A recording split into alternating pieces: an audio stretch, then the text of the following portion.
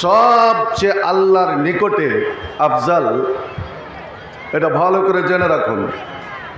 এবং কিয়ামতের দিনও মানুষ হয়ে তারা দাঁড়াবে ওই ফেরেশতাদের দলে যেই ফেরেশতারা এই কোরআনুল করিমকে লৌহে মাহফুজ থেকে আসমানি দুনিয়া, এই যে দুনিয়াটা, এই আসমানটা দেখছেন, এই আসমানে একটা ঘর আছে বাইতুল হামদ। এ বাইতুল হামদে যেই ফেরেশতারা বহন করে এনেছিলেন এবং ওই আসমান থেকে এই কোরআন দীর্ঘ 23 বছর ধরে হযরতে জিবরিল আলাইহিসসালাতু ওয়াসসালাম আমার নবীর কাছে এই কোরআন নিয়ে আসলেন। আদম থেকে নিয়ে ঈসা নবী পর্যন্ত মতভেদ আছে যদিও ঐতিহাসিকদের, কত নবী একটাই জেনে রাখুন, লক্ষাধিক নবী, 1,24,000 না 44,000 না 74,000, আলা ইখতিলাফিল আকওয়াল। কোন নবী রসুলের কাছে, যেখানে হযরতে নূহ 950 বছর শুধু দাওয়াত তাবলীগ করেছিলেন, ইবনে কাসিরের মতে যার বয়স 1780 বছর, ওর কাছেও জিবরাইল এতবার আসেননি যতবার এই কোরআন নিয়ে আমার আখেরি নবী জনাবে মুহাম্মদ রাসূলুল্লাহ, একবার মুহাব্বতের সঙ্গে পড়েন সাল্লাল্লাহু আলাইহি ওয়াসাল্লামের কাছে এসেছিলেন 24,000 বার, 24,000 বার।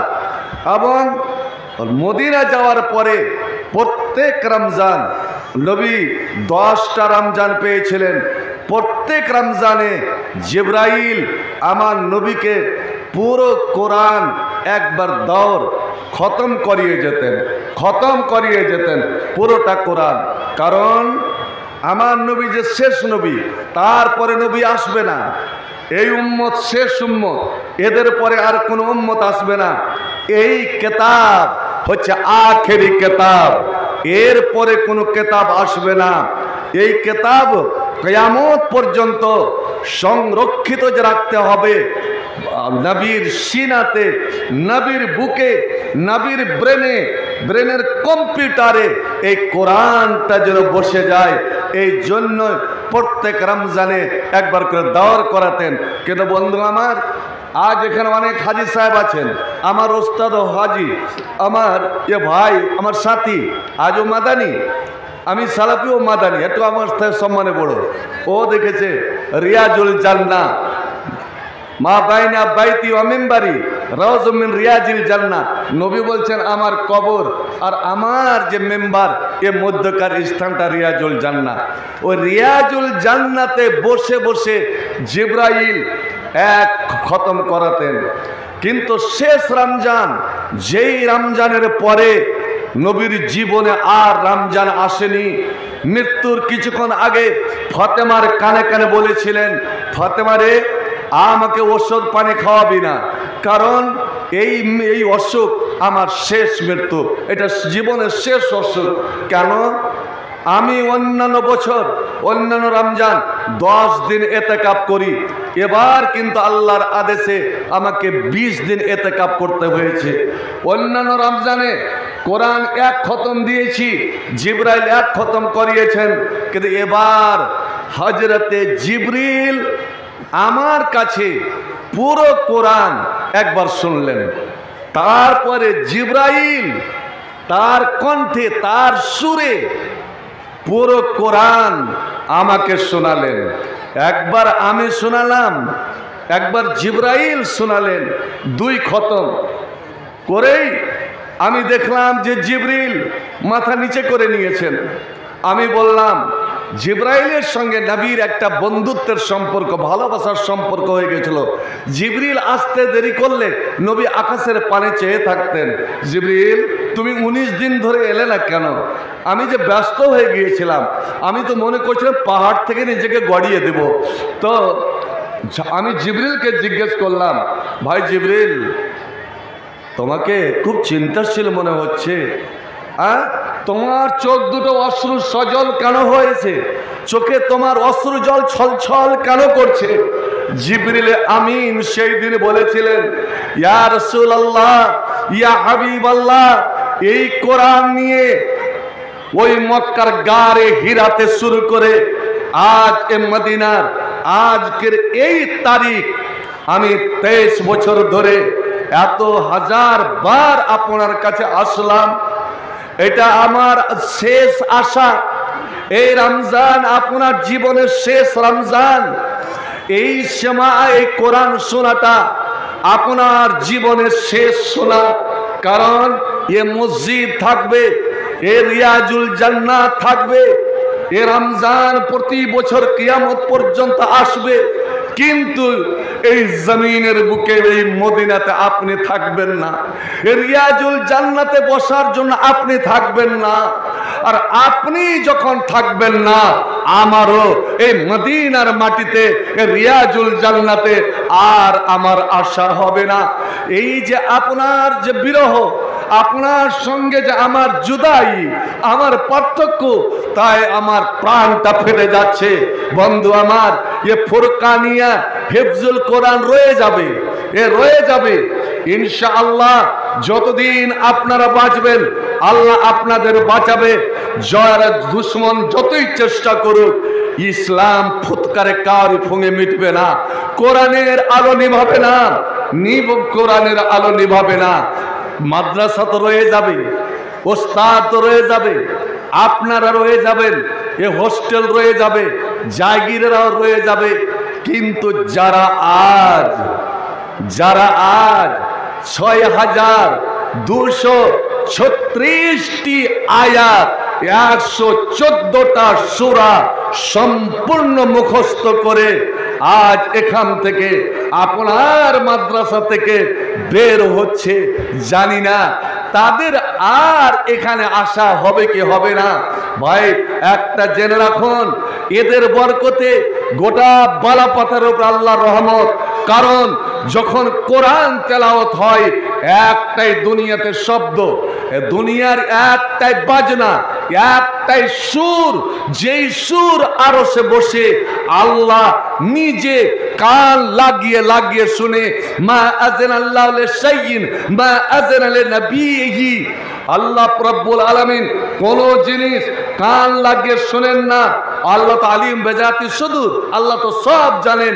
কিন্তু যখন নবীর উম্মতেরা এই কোরআন রাত হোক, দিন হোক, সকাল হোক, সন্ধ্যা হোক, যখন কোরআনের সুর টানে, তখন আল্লাহ তো অগণন ফেরেশতা আল্লাহর আদেশে নেমে আসেন এবং গোটা বাড়িটাকে, গোটা মাদ্রাসাটাকে, এই মাদ্রাসার সঙ্গে যাদের সম্পর্ক, তাদেরকে ঘিরে নিয়ে আল্লাহর ফেরেশতারা দুটো দোয়া করতে থাকেন, আল্লাহ এদেরকে ক্ষমা করে দাও, এদেরকে মাফ করে দাও।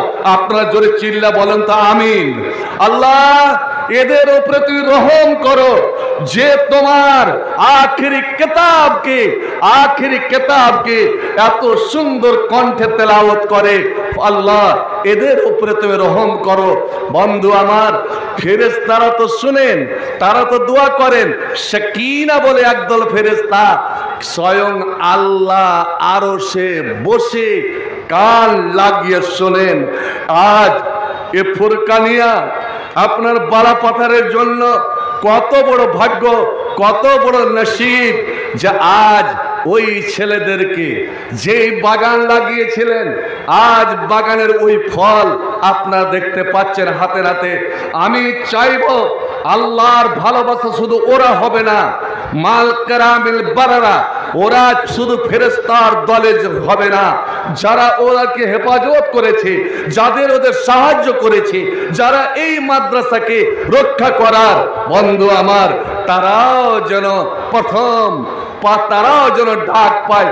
যেমন নবী আমার বলছেন, হাদিস সহি বেসনাদে সহি, ওয়াল্লাযী ইয়াকরাল কোরআন ওয়া ইয়াতাতা, যারা কোরআন পড়ে বুড়ো মানুষ বয়স্ক মানুষ আটকে খুব কষ্টের সহিত কোরআন পড়ছে।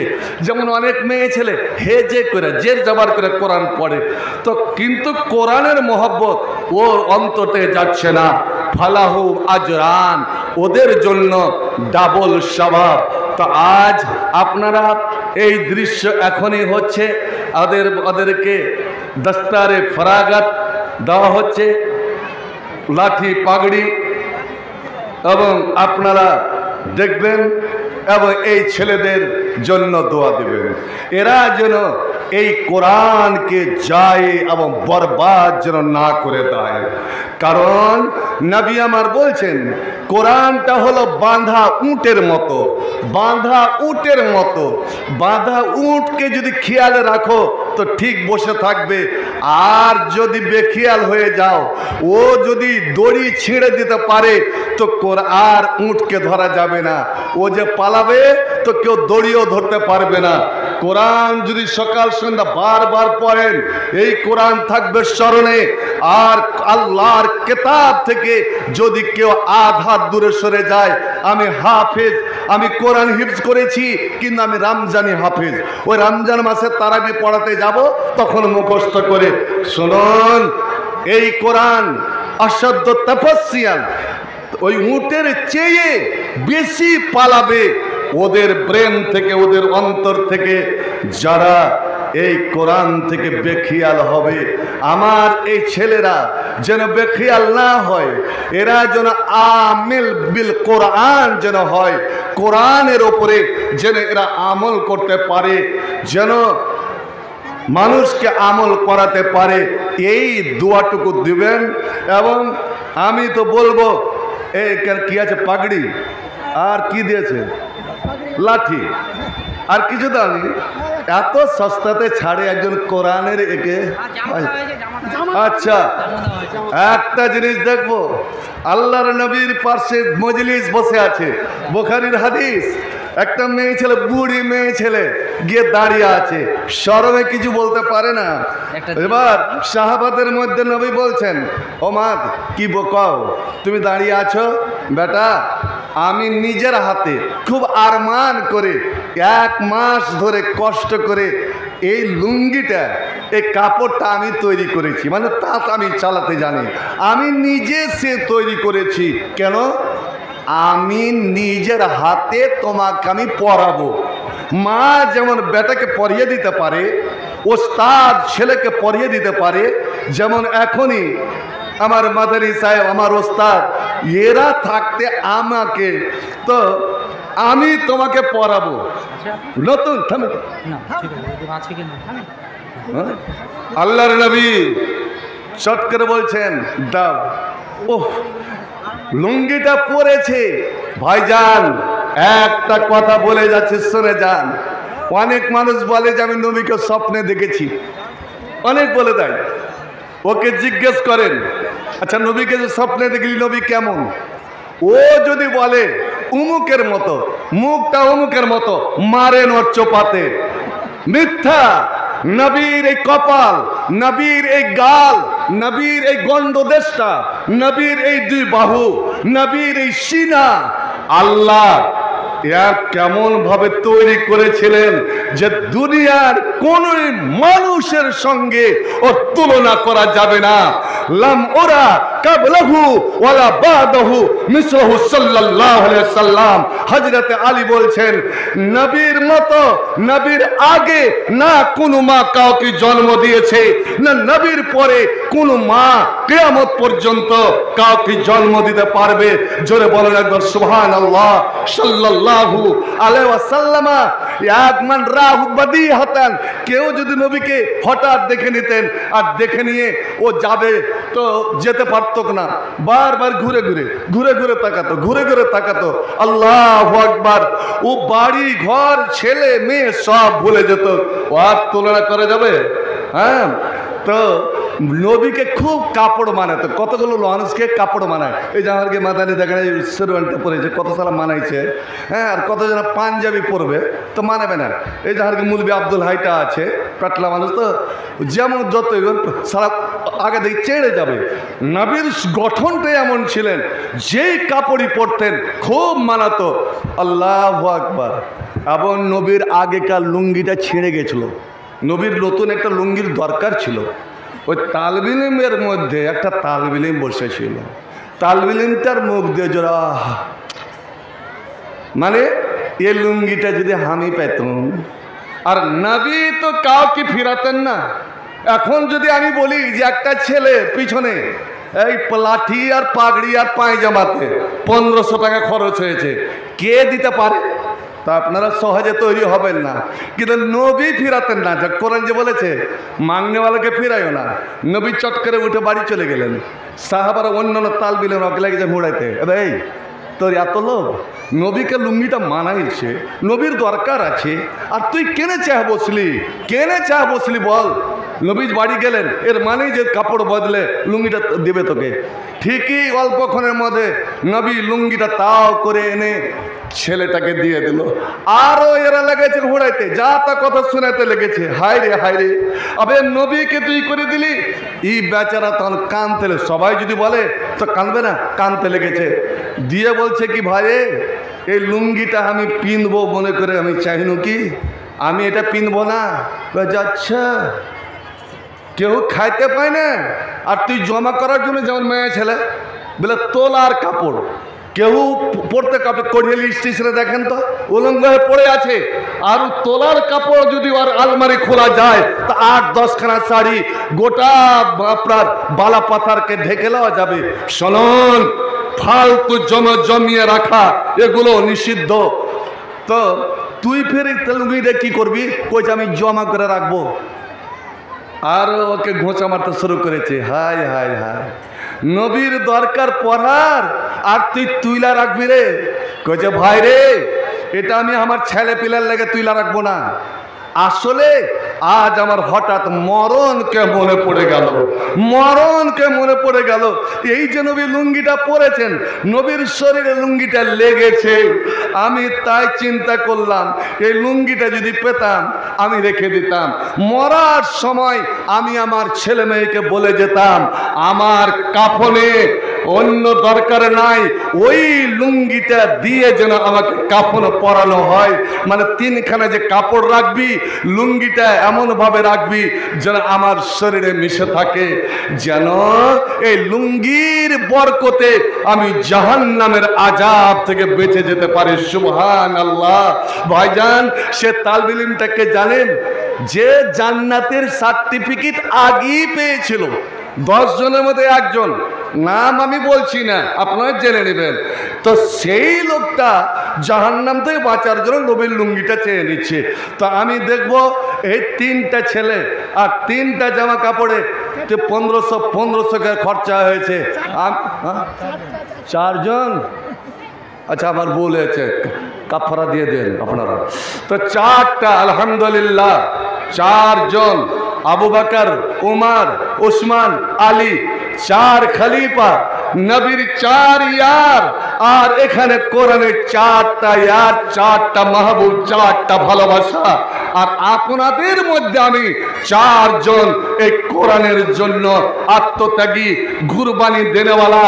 আমি দেখব আজ যদি আপনার কেউ হুঙ্কার ছাড়ে, ভারত হলো হিন্দুদের দেশ, হিন্দু সভ্যতার দেশ, ভারতে থাকবে একমাত্র মন্দির, মাদ্রাসা, মসজিদ থাকবে না। আপনি বলুন, আপনি কি চাইছেন যে আমার এই মাদ্রাসা উঠে যাক? আপনি জোরে বলুন। যদি কেউ বলে এখানে মাদ্রাসা থাকবে না, আপনার মসজিদ থাকবে না, আমার পার্শ্ববর্তী রাজ্যের মুখ্যমন্ত্রী ঘোষণা করলো, এরে শোন, আমার নবী যেটা বলেছেন তোদের কোনো ধর্মীয় কেতাবে নাই। নবী বলে গেছেন, আল্লাহ যেই দিন আমি মা আমেনার পেট থেকে হয়ে মাটিতে পড়েছিলাম, সেই দিনই আল্লাহ রাব্বুল আলামিন ফেরেশতাদের মধ্যে ঘোষণা করে দিয়েছিলেন, আমি আমার আখিরি নবীর উম্মতের জন্য সারা পৃথিবীর মাটি আমি মসজিদ করে দিলাম। ও জয়লাতিল আরজ মসজিদা ওয়া তুহুরা, সারা পৃথিবীর মাটি মুসলমানের জন্য মসজিদ, সারা পৃথিবীর মাটি মুসলমানের জন্য পাক পবিত্র, পানি নাই তায়াম্মুম করেন। সময় বেড়ে গেল, আয় আসেন আগে দেখে আসেন, মন লাগে না না আগে মন ওস্তাদ ওর গো তো ওস্তাদ। এটাকে চিনতে পেরেছেন মানলা? হ্যাঁ চিনতে পারি।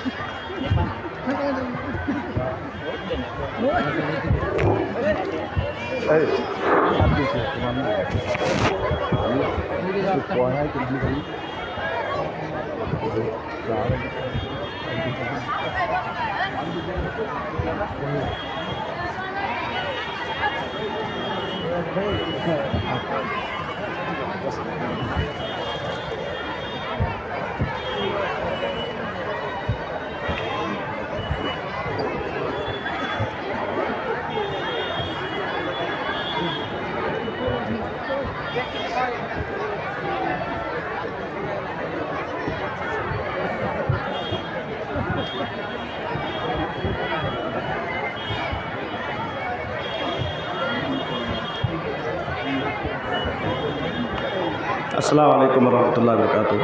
আমাদের দস্তরবান্দির কাজ চলছে, শুধুমাত্র ছেলেগুলো আপনাদের সামনে আসবেন, নিজের ইন্ট্রোডাকশন এবং নিজের চাকরির নাম আপনাদের সামনে।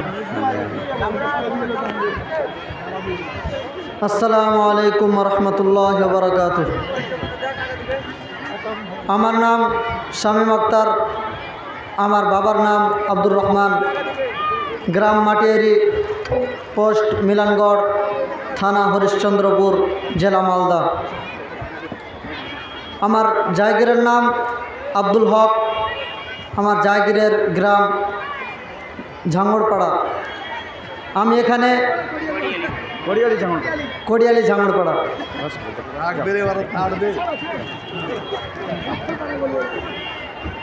খান মোহাম্মদ।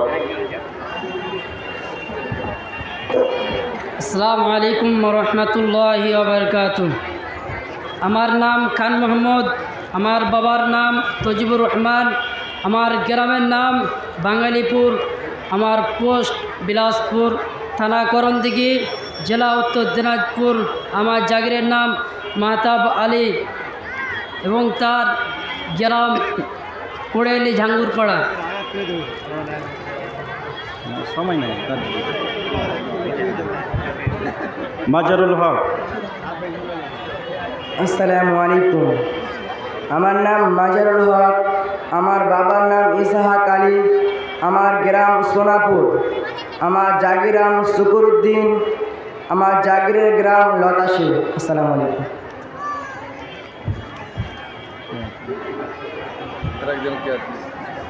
নাজমি আলম। আসসালামু আলাইকুম।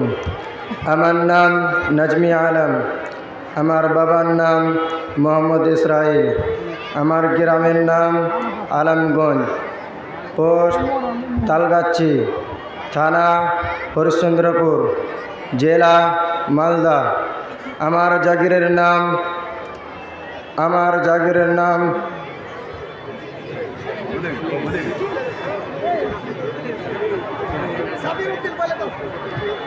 আসসালামু আলাইকুম। আপনারা শুনলেন তাদের ঠিকানা। আসলে আমরা কেরাত করালাম না, সময় স্বল্পতার জন্যে আমরা সংক্ষিপ্ত আকারে ছাড়লাম। আপনারা দোয়া দেবেন এবং জনাব মাওলানা শাইখুল হাদিস সাহেব অনেক কথা বললেন, আবারও তিনি আপনাদের সামনে মূল্যবান বক্তব্য রাখবেন।